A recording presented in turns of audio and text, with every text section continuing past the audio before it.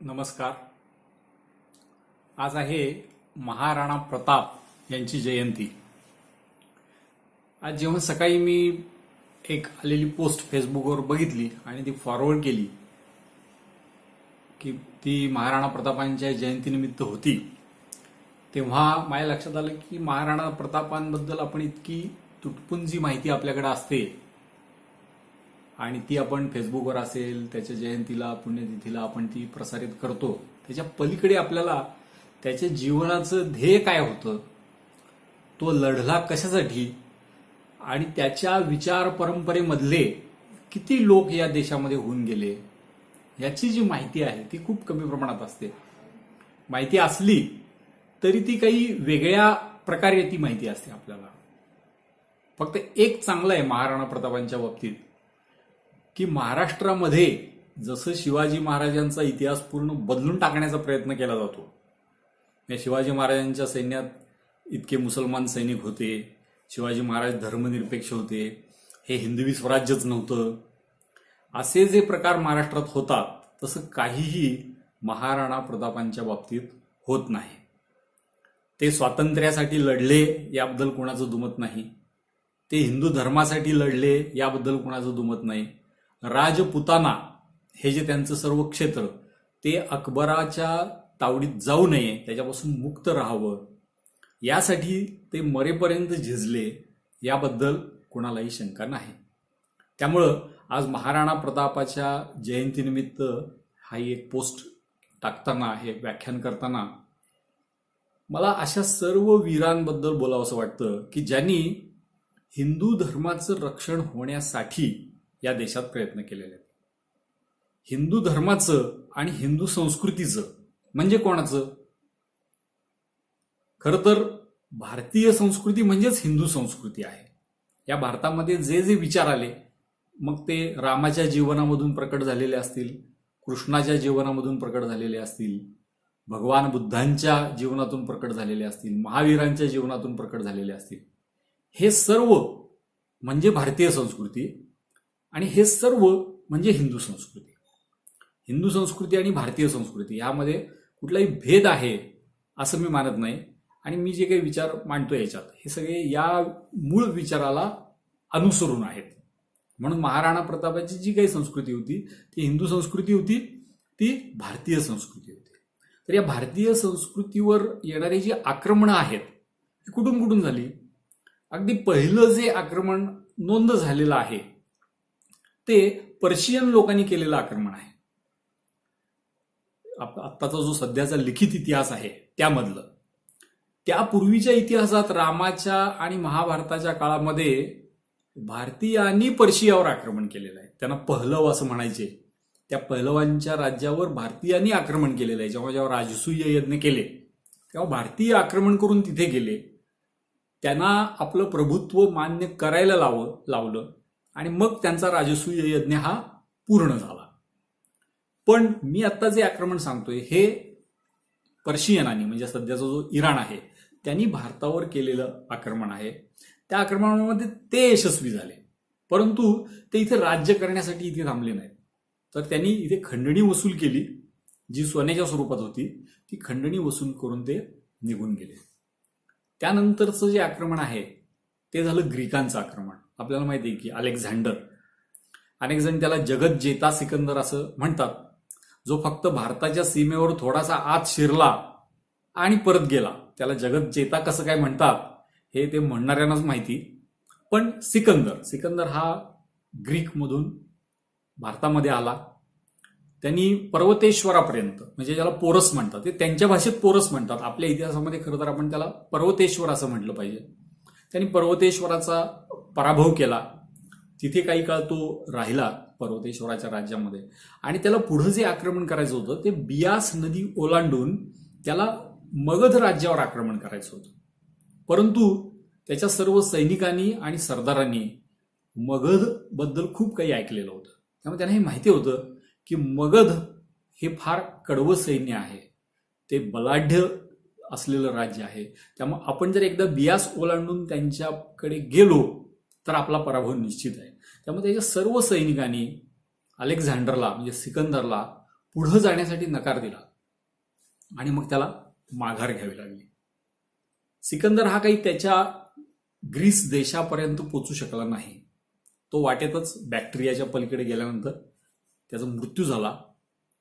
आणि मग त्यांनी जे क्षत्रप नेमलेले होते, आणि भारतात देखील त्याचे काही क्षत्रप होते, मेरॅन्डर नावाचा क्षत्रप होता, बॅक्ट्रिया, कॉकेशस या सगळ्या परिसरामध्ये त्याचे क्षत्रप होते, ते इथे राज्य करत राहिले. आणि मगधच्या राजांनी हळूहळू या क्षत्रपांचा पराभव करून त्यांच्या ताब्यात गेलेलं जे सैन्य, जे क्षेत्र होतं ते क्षेत्र परत ताब्यात घेतलं. म्हणजे त्यांची संस्कृती इथं लादली जाण्याचा जो धोका होता, तो धोका मगधच्या ताकदीमुळं तो टळला. म्हणजे मगधने एका अर्थाने त्यांना स्वतंत्र केलं असं आपण म्हणू शकतो. एकूण 3 वेगवेगळी नावं ही आक्रमकांमध्ये आपण ऐकतो: शक, कुशाण आणि हुण. हे तीनही आक्रमक हे वेस्टकडून म्हणजे पश्चिमेकडून आपल्याकडे आलेले आहेत. शक जे आहेत हे मूळ इराणचे आहेत. हुण आणि शक यांच्यामध्ये तिकडे मारामाऱ्या झाल्या, त्यामुळे हुणांनी त्यांना हकललं आणि मग कुठे जायचं म्हणून त्यांचं स्वतःचं राज्य गेल्यामुळे ते भारतामध्ये घुसले आणि भारतात त्यांनी इथल्या राजांचा पराभव करून इथं स्वतःचं राज्य स्थापन केलं. हे राज्य अगदी माळव्यापर्यंत होतं. म्हणजे गांधार, सिंध, राजस्थान, माळवा इथंपर्यंत त्यांची छोटी छोटी राज्य ही निर्माण झाली होती. पण चंद्रगुप्ताच्या घराण्यातला चंद्रगुप्त II हा जो राजा होता त्यांनी ह्या शकांचा पराभव केला. पण ह्या पराभवाची सुरुवात जी केली ती विक्रमादित्याने. म्हणून आपण म्हणतो की शकारी विक्रमादित्य. विक्रमादित्याला शकारी असं नाव आहे. तर त्या विक्रमादित्याने त्यांच्या पराभवाला सुरुवात केली आणि त्याचा नातू चंद्रगुप्त यांनी या शकांना भारतातून पूर्णपणे पराभूत केलं. त्यांचं राज्य संपलं. शक सर्वच्या सर्व परत गेले का? तर नाही गेले. त्यातले बरेचसे इथल्या आपल्या समाजामध्ये मिसळून गेले. आज आपण हे नाही सांगू शकत की इथे शक कोण आहे, पण ते इथे मिसळून गेलेले आहेत. ते भारतीय म्हणूनच आहेत, ते हिंदू म्हणूनच इथं राहत आहेत. त्यानंतर आले ते कुशाण. कुशाण हे वायव्य चीन मधले होते. तिथला जो कान्सू नावाचा प्रांत आहे तिथले होते ते. तिथे टोळी युद्ध व्हायची. त्या टोळी युद्धांमध्ये ज्या टोळीचा पराभव झाला तिला हाकलून लावण्यात आलं आणि ते बॅक्टेरिया म्हणजे बाल्क हा जो प्रदेश आहे त्या प्रदेशामध्ये येऊन राहिले. त्यांनी तिथं स्वतःचं राज्य स्थापन केलं. त्यांच्यामध्ये 4 गट होते. त्यांच्यामध्ये पुन्हा मारामाऱ्या होत राहायच्या. त्यापैकी एक गट हा सर्वात प्रभावी झाला आणि शेवटी मग त्यांनी त्या इतर 3 गटांना संपून स्वतःचं राज्य स्थापन केलं बाल्ख प्रदेशामध्ये. आणि ते राज्य स्थिर झाल्यानंतर, कारण प्रत्येकाला साम्राज्य विस्तार हा करायचा असायचा, ते मग भारतामध्ये घुसले. तो सिंधूच्या प्रदेशामध्ये आले. ते कुठेपर्यंत पोचले तर आपली जी काशी आहे वाराणसी पर्यंत या कुशाणांचं राज्य हे आलेलं होतं. पण त्यांच्यातला जो सगळ्यात प्रभावी राजा होता त्यांनी बौद्ध धर्माचा स्वीकार केला. म्हणजे त्यांची जी संस्कृती होती मूळचे ते चीनमधले होते, पण इथे आल्यानंतर त्यांनी बौद्ध धर्माचा स्वीकार केला आणि मग ते भारतीय संस्कृतीमध्ये काही प्रमाणात मिसळून गेले. पण शेवटचा जो त्यांच्यातला राजा होता त्याचं राज्य हे मथुरेमध्ये होते. जेव्हा हुणांचं आक्रमण झालं तोपर्यंत हे कुशाण जवळजवळ पूर्णपणे भारतीय झालेले होते. परंतु शेवटी त्यांचा पराभव झाला आणि हुणांनी त्यांचं राज्य नष्ट केलं. त्यातले तिसरे आक्रमक म्हणजे हुण. वोल्गा नावाची जी नदी आहे त्या वोल्गा नदीच्या प्रदेशात राहणारे ही एक लुटेऱ्यांची जात होती. त्यांचं राज्य असं नव्हतं, पण ती एक लुटेऱ्यांची जात होती. तिथून ते आक्रमण करत करत युरोपमध्ये गेले. युरोपमधून आक्रमण करत ते इराणमध्ये आले. इराणमध्ये मात्र त्यांनी स्वतःचं राज्य स्थापन केलं. रोम साम्राज्याची जी काही ठाणी त्या प्रदेशामध्ये होते इराणमध्ये ती सर्व काही त्यांनी नष्ट केली. त्यांचं राज्य स्थिर झाल्यानंतर ही घटनाक्रम हा नेहमी तसाच घडत आलेला आहे की मध्य पूर्वेमध्ये राज्य जेव्हा स्थिर झालं तेव्हा हे लोक भारताकडे वळले, कारण त्यांना साम्राज्य विस्तारासाठी पूर्वेची ही दिशा मोकळी वाटत होती. त्यामुळे ते भारतामध्ये आले. मिहिर कुल नावाचा एक त्यांचा राजा होता. हा त्यातला सर्वात प्रभावी राजा असं आपण म्हणू शकतो. मंदसौर इथला एक यशोधर्मन नावाचा हिंदू राजा होता. त्यांनी बलादित्य नरसिंह एका अशा शेजारच्या एका दुसऱ्या राजाशी युती केली आणि ह्या दोघांनी मिळून जवळजवळ 100 वर्ष चाललेलं हुणांचं आक्रमण हे संपवून टाकलं.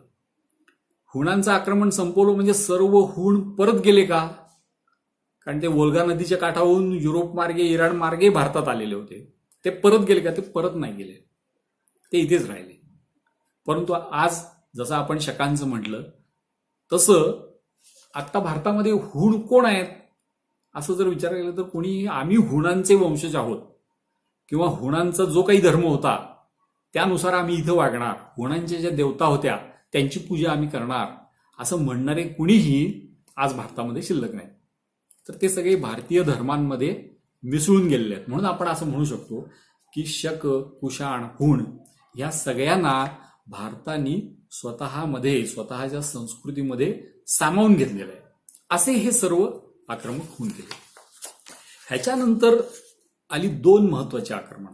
त्यातली पहिलं जे आहे ते म्हणजे ईसाई लोकांनी युरोपमध्ये स्थापन केलेला धर्म, ईसाई धर्म, ख्रिश्चन धर्म, आणि त्याच्यानंतर स्थापन झालेला इस्लाम. ही 2 आक्रमणं जी आहेत ही पूर्वीपेक्षा खूप वेगळी आहेत. पूर्वीचे सर्व आक्रमक हे भारतात आले, भारतातल्या राजांबरोबर त्यांची युद्ध झाली, भारतातल्या राजांनी त्यांना पराभूत केलं, परंतु शेवटी त्यांच्यातले जे कोणी शिल्लक राहिले ते सगळे भारताच्या संस्कृतीमध्ये मिसळून गेले. अशी यापूर्वीची सगळी आक्रमणं आहेत. परंतु यानंतरची ही जी 2 आक्रमणं आहेत त्यातलं जरी ईसाई धर्म हा आधी स्थापन झाला तरी भारतावर मोठ्या प्रमाणात पहिलं जे आक्रमण झालंय हे आहे इस्लामचं. 680 पासून इस्लाम हा भारताच्या सीमेवर धडका देतो आहे. त्याच्या आधी देखील समुद्रमार्गे काही आक्रमणं झाली होती पण ती किरकोळ होती, त्यांना कोणाला यश आलेलं नव्हतं. पहिलं जे इस्लामचं यश मिळवणारं आक्रमण आहे ते मोहम्मद बिन कासिमचं होतं. त्यावेळेला इराकचा गव्हर्नर अल हज्जाज म्हणून होता. त्या अल हज्जाजनी या मोहम्मद बिन कासिमला इकडे पाठवलं. याचं कारण काय की त्याआधी त्यांनी ज्या काही सेना पाठवल्या होत्या इथे त्यांचा पूर्ण पराभव झालेला होता. आपण राजा दाहिरचं नाव ऐकतो, हा सिंधचा राजा होता. या देबल नावाचं एक बंदर होतं, त्या बंदरापासून जवळच त्याची राजधानी होती, त्याचा किल्ला देखील होता. एक आक्रमण तर असं होतं की त्या आक्रमणामध्ये समुद्र आणि जमीन दोन्हीकडून अल हज्जाजनी सेना पाठवलेल्या होत्या. त्यांनी समुद्रातून काय पाठवलं होतं तर काही सैन्य आणि त्या सैन्याबरोबर मोठे गोळे फेकण्याची यंत्र ही त्याबरोबर पाठवली होती. ती सगळी समुद्रमार्गे त्यांनी आणली होती आणि 6000 असे कडवे सैनिक त्यांनी पाठवलेले होते की त्यामध्ये त्यांची अटच अशी होती की ते सगळे राजघराण्याशी संबंधित असले पाहिजेत. अरबस्तानातली जी काही राजघराणी होती त्याच्याशी संबंधित ते सगळेजण होते आणि ज्यांच्या घरी अतिशय व्यवस्थित आहे म्हणजे धर्मासाठी लढायला आणि मरायला ते पूर्णपणे तयार आहेत अशी 6000 लोकांची एक वेगळी तुकडी ही त्यांनी या मोहम्मद बिन कासिम बरोबर दिली होती. त्याबरोबरच त्यांनी एक दुसरं शस्त्र वापरलेलं होतं, ते म्हणजे प्रत्यक्ष युद्धाच्या आधी त्यांनी पुढे काही लोक पाठवलेले होते जे की इथले जे राजाला रसद पुरवणारे लोक होते त्या सगळ्यांच्या बरोबर संधान साधण्यासाठी. हे सगळं असताना देखील ही जी मोहम्मद बिन कासिमच्या आधी आलेली सेना होती की ज्यामध्ये समुद्रमार्गे आणि जमीन मार्गे दोन्हीकडून आलेली सेना होती, त्या दोघांचाही पराभव या दाहिर राजाचा जो पुत्र राजपुत्र जयसिंह होता यांनी दोघांचाही एकाच वेळी पराभव केला होता. त्यामुळं अल हज्जाज हा खूप चिडलेला होता. पण यावेळेला अल हज्जाजला भारतातली खूप माहिती मिळाली, जी गुप्त माहिती असते युद्धासाठी आवश्यक ती सगळी त्यांनी इथे गोळा केली आणि मोहम्मद बिन कासिमला त्यांनी पुढे पाठवलं. त्याच्यासोबत हे सगळे 6000 कडवे सैनिक होते. भरपूर संपत्ती दिली. असं म्हणतात की इराकची सर्व संपत्ती त्यांनी पणाला लावलेली होती या युद्धासाठी. घेऊन मोहम्मद बिन कासिम भारतामध्ये आला आणि त्यांनी ह्या राजा दाहिरचा जो पंतप्रधान त्याला देखील वश केलं. राजा दाहिरला जे रसद पुरवणारे सगळे लोक होते त्यांना वश केलं. मुलतान, या मुलतानला वर सुद्धा त्याला स्वारी करायची होती. तर मुलतानला पाणी पुरवठा कुठून होतो आणि कुठं तो पाणी पुरवठा बंद केला असता संपूर्ण मुलतान शहर कोंडीत सापडेल याची माहिती त्यांनी गुप्तहेरांकडून आणि फितूर लोकांकडून मिळवली होती. एवढी तयारी करून तो आला तरी देखील जवळजवळ 2 वर्ष राजा दाहिरनी त्याच्याशी लढा दिला. स्वतः राजा दाहिर मारला गेला, त्याच्या मुली, त्याच्या घराण्यातल्या अन्य काही महिला ह्या पळवून नेल्या गेल्या. त्यांना पार अगदी इराकला नेलं.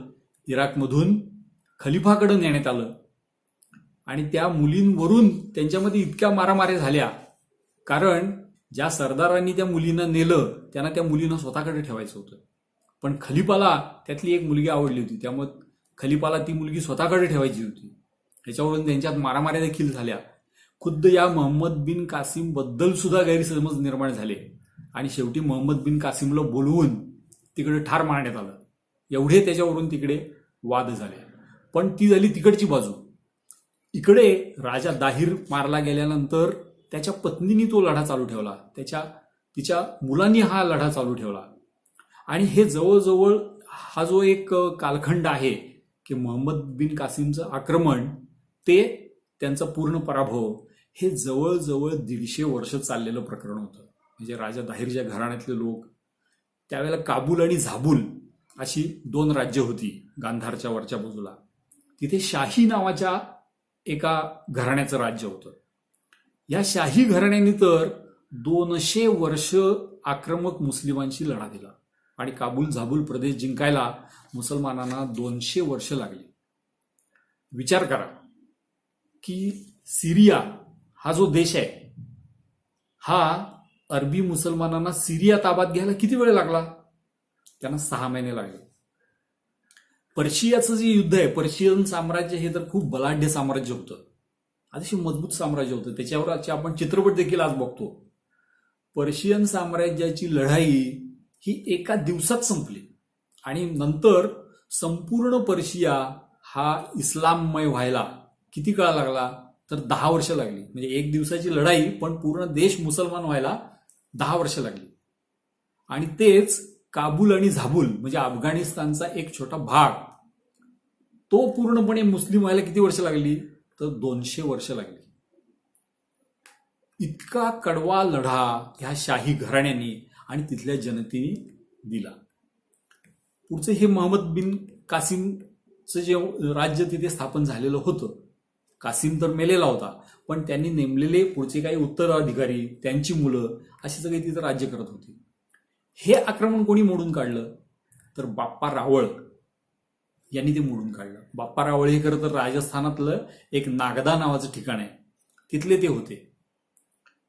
पण त्यांच्या असं लक्षात आलं की पश्चिमेकडून हा एक वेगळा धर्म आक्रमक म्हणून भारतात आलेला आहे. तो धर्म सुद्धा आहे आणि ते राज्य सुद्धा आहे.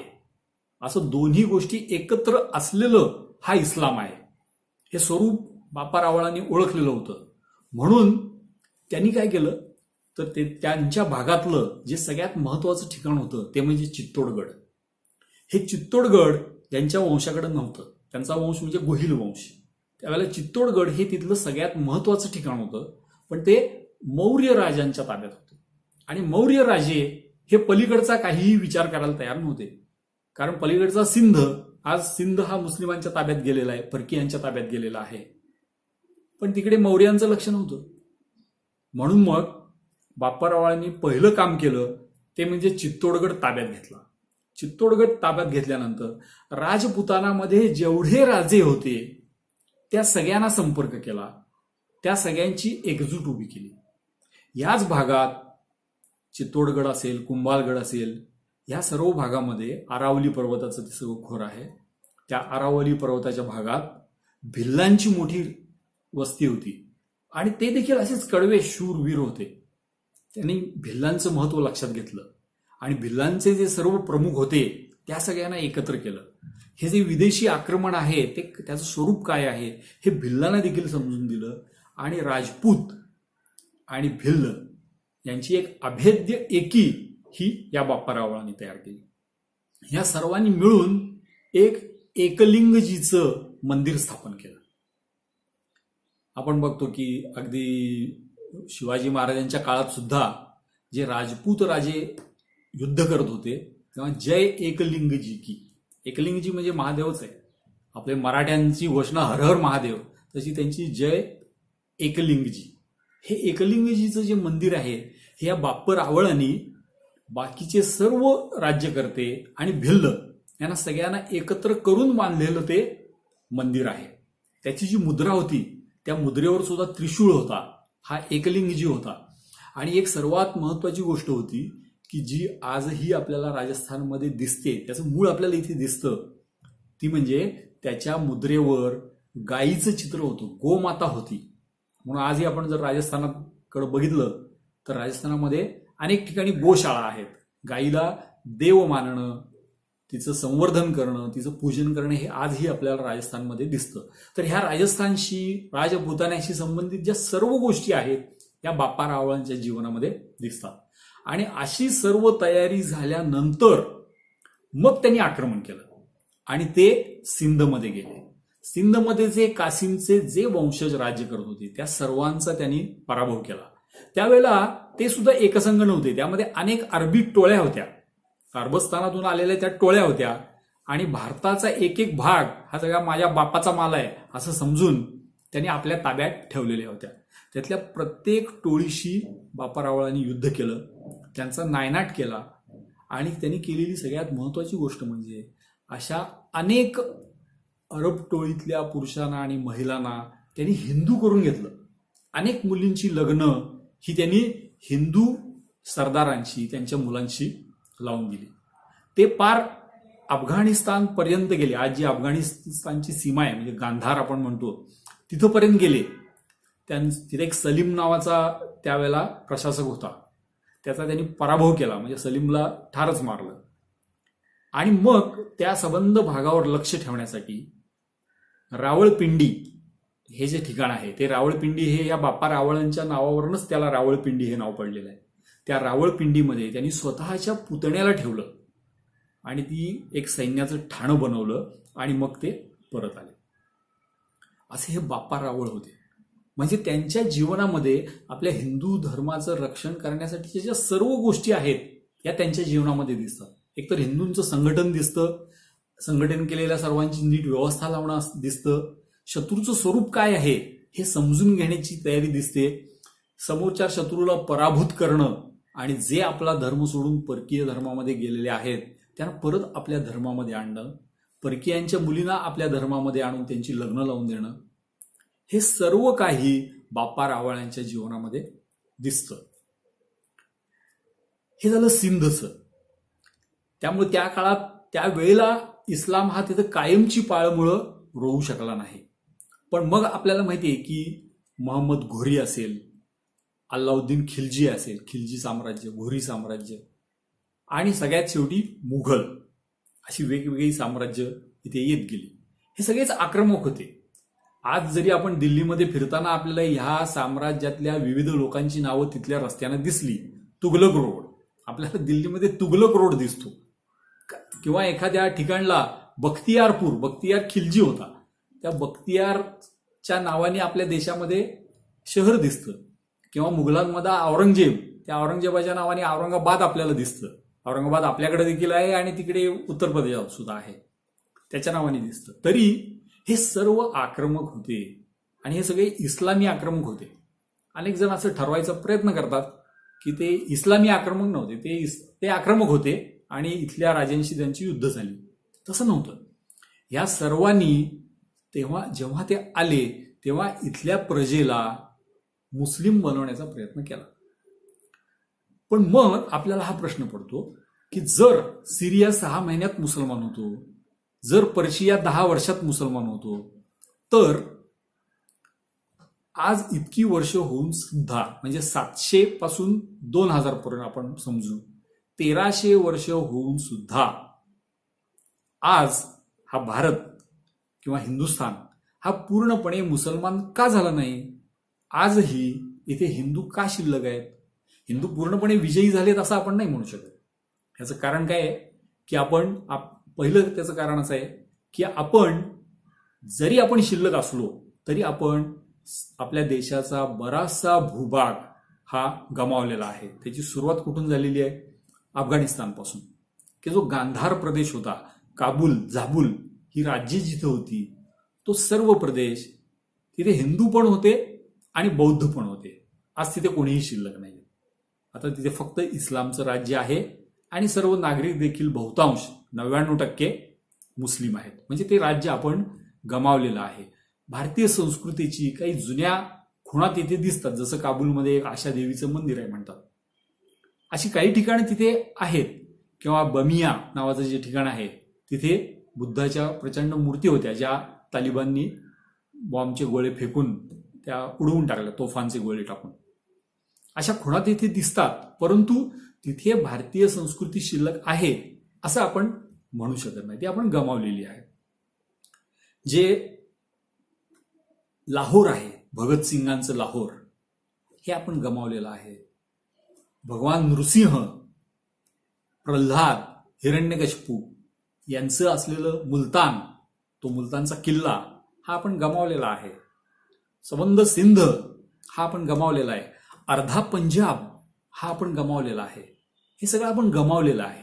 म्हणजे हिंदू हे विजयी ठरत आलेत असं नाहीये, परंतु हिंदू नष्ट देखील झालेले नाही आहेत.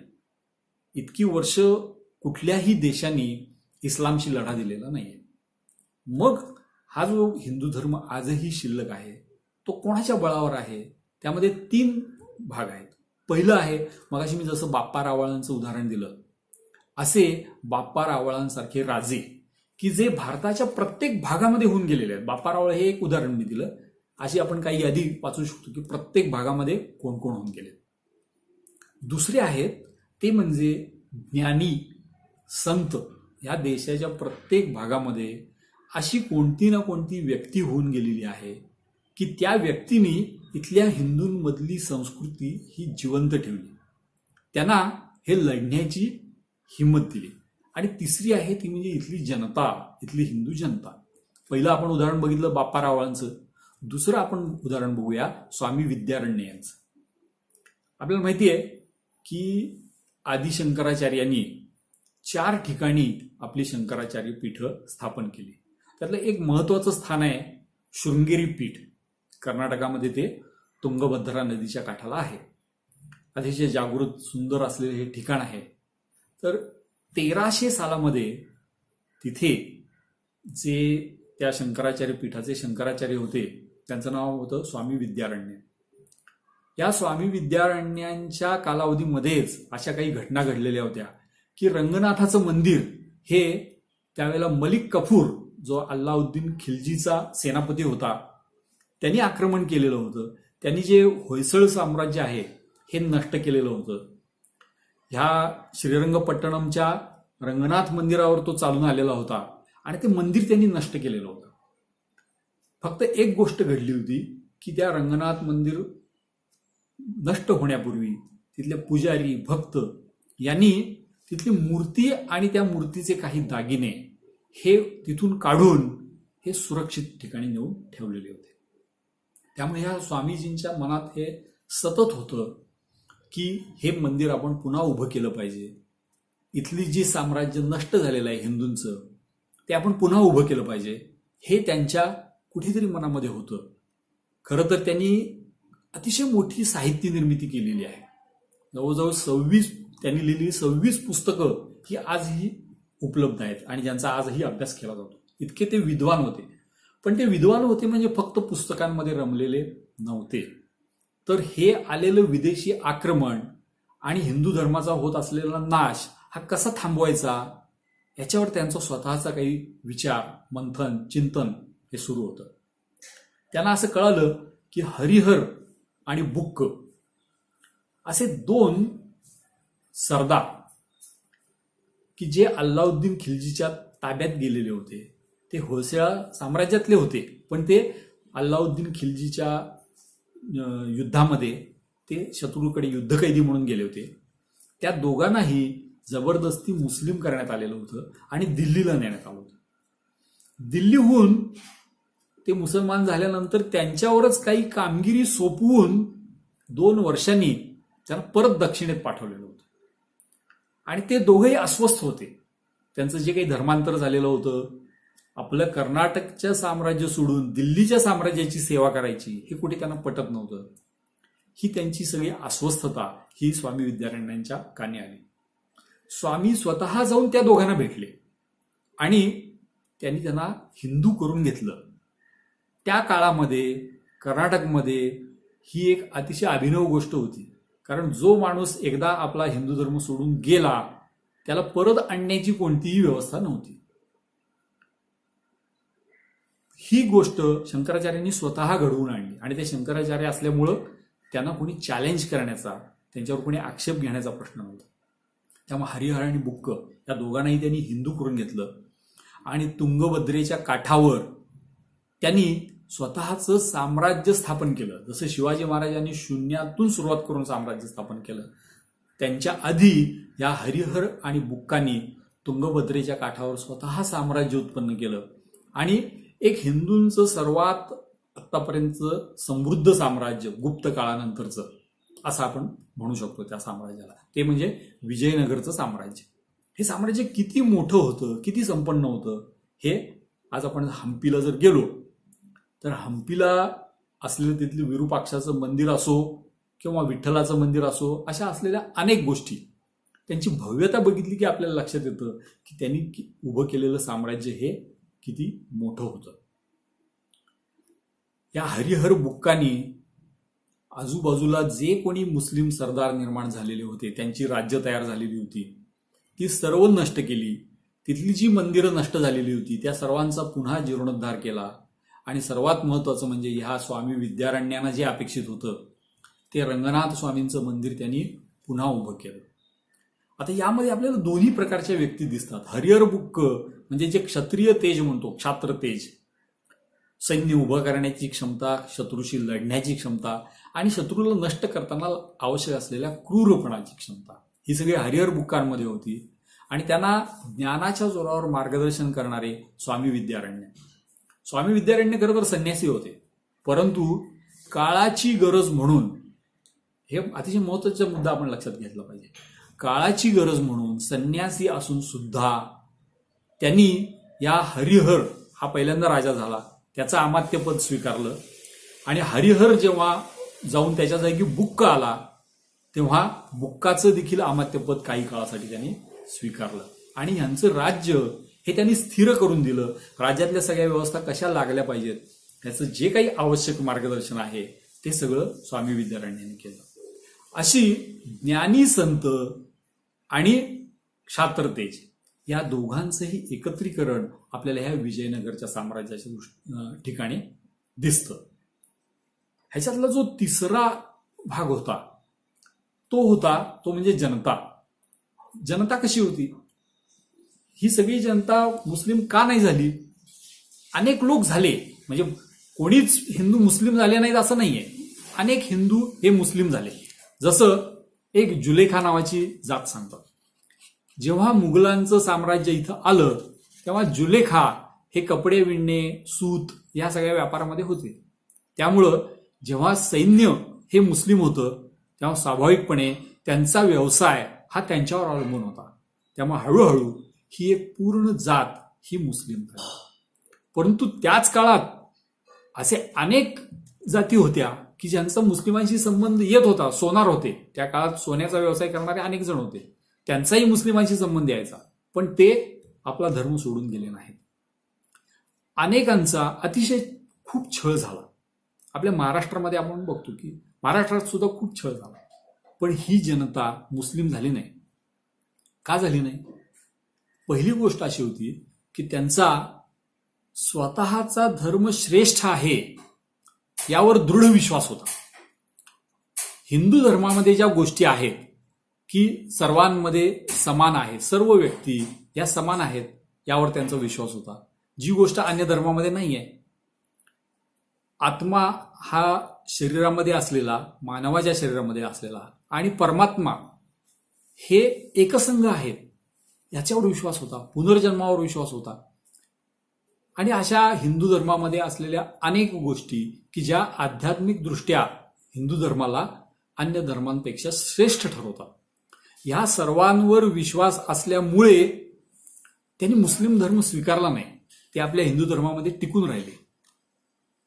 अनेक ठिकाणी तर ह्या सामान्य जनतेने आक्रमकांविरुद्ध लढे दिलेले आहेत. सोमनाथचं मंदिर जे आहे त्या सोमनाथच्या मंदिरात मोहम्मद गझनवीनी आक्रमण केलं आणि तिथल्या राजाचा पराभव करून तो सगळं क्षेत्र त्याच्या ताब्यात आलं. त्याला लूट करायची होती. तर ही लूट सुरू होणार त्याच्या आधी आजूबाजूच्या जवळ 50,000 शेतकऱ्यांनी त्याला घालवण्याचा, त्याचा पराभव करण्याचा प्रयत्न केला. ते सैनिक नव्हते.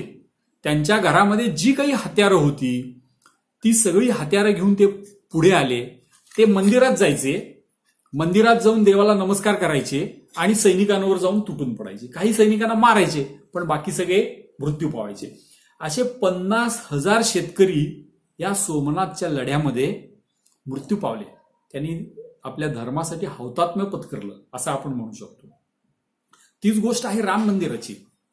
राम मंदिर आपल्याला माहिती आहे की बाबराच्या काळामध्ये रामाचं मंदिर पाडण्यात आलं आणि ते पाडून तिथे एक मशीद बांधण्यात आली. त्याला बाबरी मशीद असं म्हणायचे. तो जो ढाचा होता तो ढाचा पाडण्यासाठी इथल्या सर्वसामान्य जनतेनं जवळजवळ 50 वेळा संघर्ष केला आणि लाखो लोक त्यामध्ये मारले गेले. अनेकदा ते यशस्वी झाले. त्यांनी तिथं मंदिर बांधलं. ते मंदिर पुन्हा मुसलमानांनी पाडलं. तिथे पुन्हा मशीद बांधली. असं होता होता अखेर आज आपण बघतो की जिथे आवश्यक आहे तिथे हिंदू कायद्याने देखील लढले. कोर्टामध्ये त्याच्या केसेस दाखल केल्या आणि शेवटी हिंदूंच्या बाजूने निकाल लागला आणि आता ते हिंदूंचं मंदिर तिथे होईल अशी आपल्याला अपेक्षा आहे. हा सगळा सामान्य जनतेने दिलेला लढा आहे. आणि सामान्य जनतेने दिलेला अजून एक महत्वाचा लढा की ज्याच्यामध्ये हे तिन्ही अंग येतात. क्षात्र तेज पण येतं, संत पण येतात आणि सामान्य जनता पण येते. असं कुठं आहे तर ते आहे महाराष्ट्रामध्ये. आपल्या महाराष्ट्रामध्ये छत्रपती शिवाजी महाराजांनी जे राज्य स्थापन केलं ते हिंदवी साम्राज्य स्थापन केलं. त्याची मुळं ही पिढ्यानपिढ्या त्यांच्या भोसले घराण्यामध्ये जातात. आपल्याला माहिती आहे की ते सिसोदिया वंशीय होते. त्यांच्या पिढ्यानपिढ्यामध्ये ही स्वातंत्र्याची प्रेरणा जागृत होती. स्वतः शहाजी महाराजांनी देखील हे साम्राज्य स्थापन करण्याचा प्रयत्न केला परंतु ते पूर्णपणे यशस्वी झाले नाहीत. त्यांनी कर्नाटकमध्ये हिंदू साम्राज्य स्थापन केलं. त्यांचं जे राज्य होतं पूर्ण हिंदू विचारांनीच चालणारं होतं परंतु ते आदिलशहाच्या अधीन होतं. परंतु जिजाऊचे पुत्र की ज्या जिजाऊनी त्यांना लहानपणापासून रामायण आणि महाभारत याच्या कथा सांगून त्यांना सर्व आवश्यक ज्ञान दिलं आणि स्वतःचं हिंदवी साम्राज्य स्थापन करण्यासाठी प्रेरित केलं. तोच काळ संत रामदास आणि संत तुकाराम या दोघांचाही आहे. म्हणजे ज्या वेळेला जिजाऊनी छत्रपती शिवाजी महाराजांना तयार केलं तेव्हा सर्वसामान्य जनतेला या संतांनी तयार केलं आणि मग इथं हे हिंदवी साम्राज्य तयार झालं. छत्रपती शिवाजी महाराज गेले. त्यांच्या मुलांनी छत्रपती संभाजी महाराजांनी हा लढा दिला. त्यांनी औरंगजेबाला सळो की पळो करून सोडलं. संभाजी महाराजांनंतर छत्रपती राजाराम महाराजांनी हा लढा दिला. आणि हे सगळं चालू असताना महाराष्ट्रातली जी सर्वसामान्य जनता आहे, संताजी आणि धनाजी सारखे सामान्य सरदार आहेत, यांनी औरंगजेबाशी लढा दिला. जगाच्या इतिहासामधलं सर्वसामान्य जनतेने परकीयांशी लढा दिला असं हे सर्वात मोठं उदाहरण आहे. आणि याचा शेवट कशात झाला की जे मुघल साम्राज्य खरं तर ते त्यांचा पराभव करणं अशक्य होतं. कुठल्याही एखाद्या राज्याला त्यांचा पराभव करणं अशक्य होतं. पण त्या राज्याच्या प्रमुखाला म्हणजे औरंगजेबाला दिल्ली सोडून महाराष्ट्रात यावं लागलं आणि शेवटी त्याची जी कबर आहे ती कबर तिथंच उभी झाली. आणि त्यावेळेला खरं सांगायचं तर मुघलांचं जे साम्राज्य होतं त्याची ताकद ही तिथं संपली. त्याच्यानंतर काही काळ पुढे ते चालू राहिलं. महाराष्ट्रामध्ये देखील पेशव्यांची परंपरा निर्माण झाली आणि आपली राजधानी ही साताऱ्याला गेली. साताऱ्यामधून पेशव्यांच्या शक्तीचा वापर करून मराठ्यांनी पूर्ण दिल्लीपर्यंत आपलं राज्य नेलं. अटकेपर्यंत झेंडा लावला असं आपण म्हणतो. आणि दिल्लीचं घराणं हे खऱ्या अर्थाने साताऱ्याच्या गादीसमोर नतमस्तक झालं. ते नामधारी होते, दिल्लीकर हे नामधारी होते आणि खरी सत्ता साताऱ्यामध्ये होती, पुण्यामध्ये होती असं आपण म्हणू शकतो. इंग्रजांनी जे नंतर राज्य घेतलं हे मुघलांकडून नाही घेतलं, तर त्यांनी ते मराठ्यांकडून घेतलं. मराठ्यांकडून त्यांनी भारत ताब्यात घेतला. अशी उदाहरणं ही देशाच्या प्रत्येक भागामध्ये आहेत. राणी दुर्गावती ही एक जबलपूरची राणी आहे, तिचं उदाहरण आहे की तिने अकबराशी संघर्ष केला, शेवटपर्यंत अकबराशी ती संघर्ष करत राहिली. आदिवासी समाजामध्ये असे अनेक वीर झाले. एक बिरसा मुंडा म्हणून आहे, बिरसा मुंडांनी त्यावेळेला इंग्रजांशी लढा दिला. इंग्रजांशी लढा देणारे तर खूपच आहेत, पण ह्या सगळ्यांमध्ये साम्य एकच आहे की ते म्हणजे स्वतःचा धर्म श्रेष्ठ असल्याबद्दलची भावना, आणि त्यासाठी कितीही त्याग करायला लागला तरी त्याची तयारी. आज आपण विचार करून बघा की सोमनाथचं मंदिर ज्या वेळेला महम्मद गझनी तिथे लूट करत होता आणि सर्वसामान्य शेतकरी माणूस त्याच्याशी लढायला पुढे जात होता, त्याला हे माहिती नव्हतं का की आपण इथं मरणार आहोत? त्याला हे माहिती होतं. त्याच्याऐवजी जर तो गझनीला सामील झाला असता तर त्याला त्या लुटीमध्ये वाटा मिळण्याची शक्यता होती, पण नाही, त्यांनी तिथे त्याग केलेला आहे. ह्या सर्व काळामध्ये सामान्य जनतेला मुस्लिम झालं तर मिळणारे अनेक फायदे होते, पण ते सर्व फायदे त्यांनी बाजूला टाकलेले आहेत आणि कितीही छळ सोसून त्यांच्यावर जिझिया कर बसवलेला होता. तो जिझिया कर भरून होणारे सगळे अपमान सहन करून ते हिंदू राहिलेले आहेत, आणि काही प्रमाणात जे मुस्लिम झाले ते परत हिंदू धर्मामध्ये आलेले आहेत. म्हणून आपण आज महाराणा प्रतापाची जयंती साजरी करत असताना या सगळ्या गोष्टी आपण लक्षात घेतल्या पाहिजेत की महाराणा प्रतापांनी जे हिंदू धर्माच्या अभिमानाने जे काही केलं त्याची मुळं ही देशाच्या प्रत्येक भागामध्ये आहेत. इथल्या राजांमध्ये आहेत, संतांमध्ये आहेत आणि सर्वसामान्य जनतेमध्ये सुद्धा आहेत. हे सर्वजण हिंदू धर्म टिकवून ठेवण्यामध्ये कारणीभूत ठरलेले घटक आहेत. पण तरी देखील आपण विजयी आहोत असं आपण म्हणू शकतो का? तर दुर्दैवाने आपण नाही म्हणू शकत. आजही महाराणा प्रतापाची आठवण करताना काही गोष्टी ह्या आपण केल्या पाहिजेत. अशा काही गोष्टी आहेत. त्यामध्ये सगळ्यात पहिली गोष्ट आहे ती म्हणजे आपण एक पद्य म्हणतो, हिंदू सारा एक. ही हिंदू सारा एकची जी भावना आहे ही आपण जागृत करण्याची आवश्यकता आहे.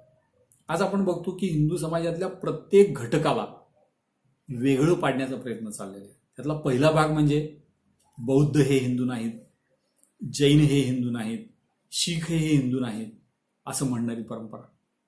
खरं तर हे सगळे हिंदू धर्माचे अंग आहेत. कोणी शीख हा धर्म हिंदू धर्माच्या रक्षणासाठी निर्माण झालेला आहे. हा जो खालसा पंथ आहे, हा खालसा पंथ कशासाठी निर्माण झालाय? हिंदू धर्माच्या रक्षणासाठी निर्माण झालाय. मग तो हिंदू धर्मापेक्षा वेगळा कसा असू शकतो? भगवान बुद्ध हे विष्णूचे अवतार आपण मानतो, मग तो वेगळा धर्म कसा असू शकतो? हे सर्व ज्यांना आपण आज वेगळे धर्म म्हणून त्यांची नावं घेतो, हे खरं तर हिंदू धर्माचा भाग आहेत. पण ते वेगळे धर्म आहेत असं सांगणं हा प्रचाराचा भाग आहे. हा विसरून त्याचबरोबर प्रांतभेद, आज असं हळूहळू असं वाटायला लागलंय की भारत म्हणून अस्मितेपेक्षा आपल्या प्रांताची प्रत्येकाची अस्मिता ही जास्त प्रबळ आहे का? असेल किंवा नसेल, पण ती नसावी यासाठी आपण प्रयत्न करायला पाहिजे. मग तो एखादा बिहारचा असेल, उत्तराखंडचा असेल, तामिळनाडूचा असेल, केरळचा असेल, कुठलाही असेल, हिंदू सारा एक ही भावना आपल्याला प्रत्येकाला जागृत करायला लागेल. जसं ही प्रांताचं आहे तसंच भाषेचं आहे. कानडी असेल, मराठी असेल, गुजराती असेल, हिंदी असेल, सर्व हिंदू हे हिंदू आहेत. आणि आत्ता आपल्याला सगळ्यांना भेडसावणारा सगळ्यात मोठा प्रश्न म्हणजे जाती द्वेष. आपल्या जातीचं संघटन करायचं आणि अन्य जातींवर टीका करायची, हे विसरून सर्व जातीचे हिंदू हे हिंदूच आहेत. म्हणून हिंदू सारा एक. प्रांत असेल, भाषा असेल, जाती असेल, ते सगळं विसरून त्यात कुठली श्रेष्ठ आहे, कुठली कनिष्ठ आहे, कुठली चांगली आहे, कुठली वाईट आहे असा विचार न करता हिंदू सारा एक ही भावना सगळ्यांमध्ये जागृत करणं आणि त्या एका भावनेच्या भोवती आपण एकत्र येणं. त्यातला दुसरा भाग असा आहे की फक्त हिंदू सारा एक असं म्हणण्याने होणार आहे का? तर नुसतं म्हणण्याने होणार नाही आहे, तर त्या पद्धतीने एकमेकांची काळजी घेणं. जे आपले व्यावसायिक आहेत त्या व्यावसायिकांना आपण न्याय देऊ शकतो का? असे कुठले व्यावसायिक आहेत की ते हिंदू असल्यामुळे त्यांचे व्यवसाय धोक्यात येत चाललेले आहेत? जसं आपण हलाल आणि झटकाचं उदाहरण घेतो. हळूहळू पूर्ण देशभर आणि जगभर काय व्हायला लागलेलं आहे की हलाल इकॉनॉमिक्स नावाची एक मोठी यंत्रणा तयार होते आणि हलालचं सर्टिफिकेशन असलेले गुड्स विकत घ्यायचे. अगदी वेगवेगळ्या एअरलाईन्स आहेत त्यांच्यावर सुद्धा हलालचा शिक्का असतो. आपण अगदी गव्हाचं पीठ विकत घ्यायला गेलो तर त्याच्यावर एक हलालचा शिक्का असतो. मटणाची दुकानं आहेत आपल्या गावामध्ये, त्यात अनेक ठिकाणी बघा हलाल चिकन मिळेल. ह्याचा अर्थ काय की काही समाज घटक हे हलाल शिवाय वेगळं काही खात नाहीत, म्हणून मग सगळ्यांसाठीच ते हलाल द्या. मग हलाल दिल्यामुळे काय होतं की ठराविक लोकांनाच त्यामध्ये नोकऱ्या मिळतात. त्या सगळ्या यंत्रणेमध्ये कुणी तिथे जाऊ शकत नाही, नोकरी करू शकत नाही, तो व्यवसाय करू शकत नाही. असं करत करत हळूहळू आपले जे हिंदू खाटीक आहेत त्यांच्यावर हे आक्रमण झालेलं आहे. त्यांचे व्यवसाय मोडकळीला यायला लागलेले आहेत. हा एक उदाहरण झालं. असे असंख्य उदाहरणं आहेत की जिथं हिंदू व्यावसायिकांच्या जागा बळकवायच्या, त्यांना त्या त्या धंद्यातून बाहेर काढायचं हा प्रयत्न सुरू असतो. तर मग या सगळ्यांना मग हे जगणार कसे सगळे? मग त्यांनी काही आपला धर्म सोडून दुसऱ्या धर्मात जायचं का केवळ पोट भरण्यासाठी? आपल्या पूर्वजांनी तर हे केलं नाही, मग आता त्यांना का हे करायला आपण भाग पाडायचं? तर त्यांचा व्यवसाय चालावा यासाठी त्यांना मदत करणं, जिथे जिथे ते संकटात आलेले असतील त्या त्या ठिकाणी त्यांना मदत करणं आणि त्यांना त्यांच्या जीवनामध्ये उभं करणं.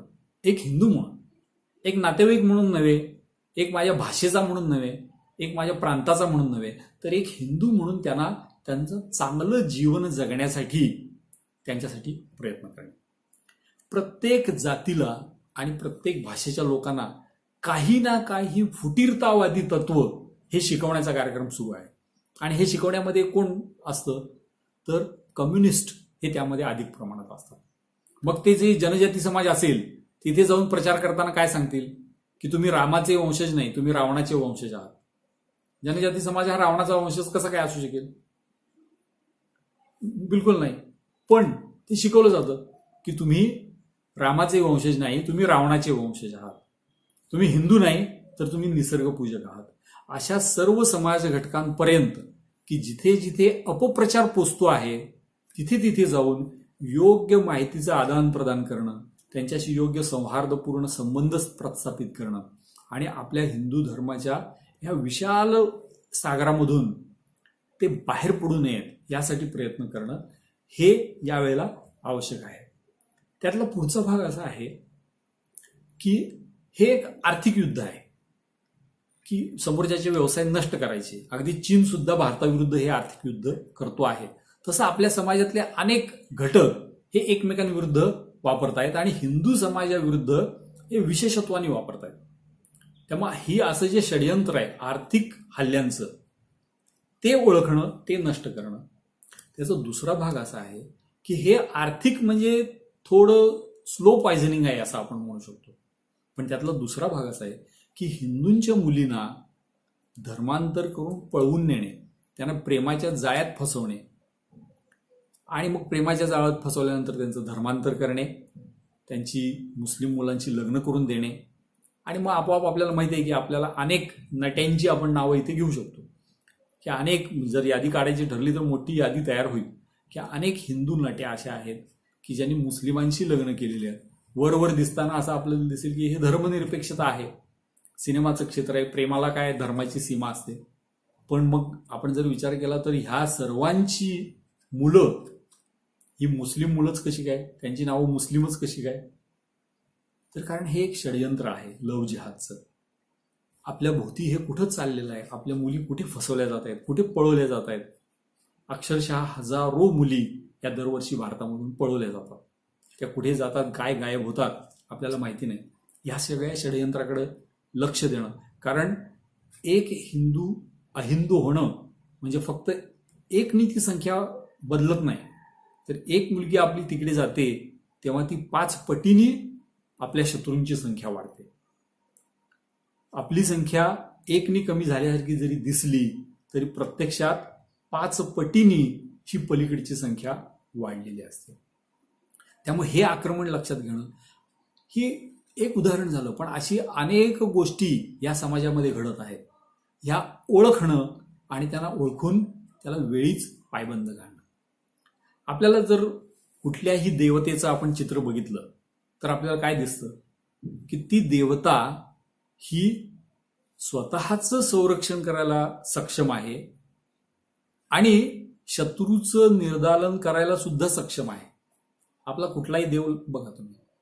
आता रामायण जेव्हा बघत होतो तेव्हा राम, लक्ष्मण, सीता हे वनवासाला निघाले.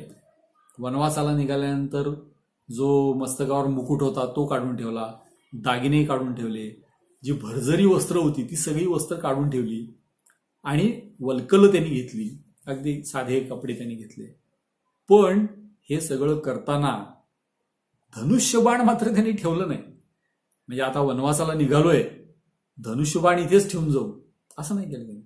जाताना ते धनुष्यबाण घेऊन गेले, कारण त्यांना माहिती होतं की ह्या जीवनामध्ये जर जगायचं असेल तर स्वतःचं संरक्षण करण्या एवढी आपली स्वतःची क्षमता असली पाहिजे.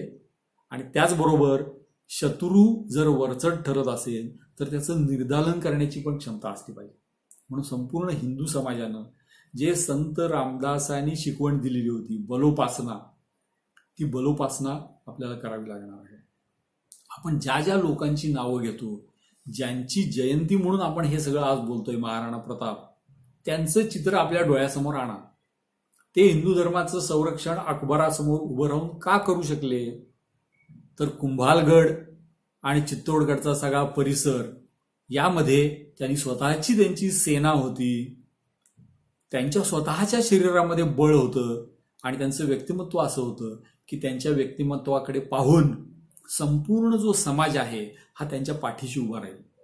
कारण महाराणा प्रतापांना फक्त क्षात्रतेजाची आवश्यकता नव्हती. अकबराबरोबर जर लढायचं असेल तर आर्थिक बळाची देखील गरज होती.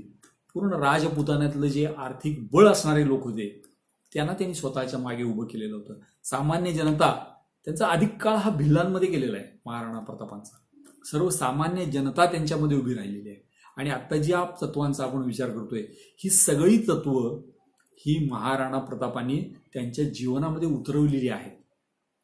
एक त्यांच्या जीवनातलं असं उदाहरण सांगतात की अकबराला शेवटपर्यंत असं वाटत होतं की जसे अनेक राजपूत राजे हे आपल्या गळ्यातली माळ बनलेली आहेत किंवा आपल्या गळ्यातल्या माळेचे एक एक मणी बनलेले आहेत आणि आपल्या दरबाराची शोभा बनलेली आहेत, तसे हा राणा प्रताप सुद्धा आपल्या दरबाराची शोभा झाला पाहिजे. यासाठी त्यांनी अनेक प्रयत्न केले. त्यामध्ये एक म्हणजे त्यांनी राजा मानसिंह जो होता त्या राजा मानसिंहला एकदा पाठवलं होतं की तू जा आणि महाराणा प्रतापाला एवढं सांग की तू फक्त माझं मांडलिकत्व पत्कर, बाकी मी तुझ्यावर कुठली जबरदस्ती करणार नाही, मी अकबराचा मांडलिक आहे एवढं तू म्हण, आपल्यामध्ये पुन्हा कधीच युद्ध होणार नाही. मानसिंह महाराणा प्रतापला भेटायला गेले. महाराणा प्रतापनी त्यांचं अगदी योग्य स्वागत केलं, सगळं केलं, त्यांच्यासाठी भोजन ठेवलं. पण स्वतः महाराणा प्रताप मानसिंहाला भेटायला गेले नाहीत. त्यांनी स्वतःच्या मुलाला पाठवलं आणि त्यांना मग त्यामुळे मानसिंह स्वाभाविकपणे चिडला. का? जो कोणी परकीयाची चाकरी करतो आहे त्या परकीयाची चाकरी करणाऱ्याला मी समान स्थानांनी भेटणार नाही, हा महाराणा प्रतापाचा निर्धार होता.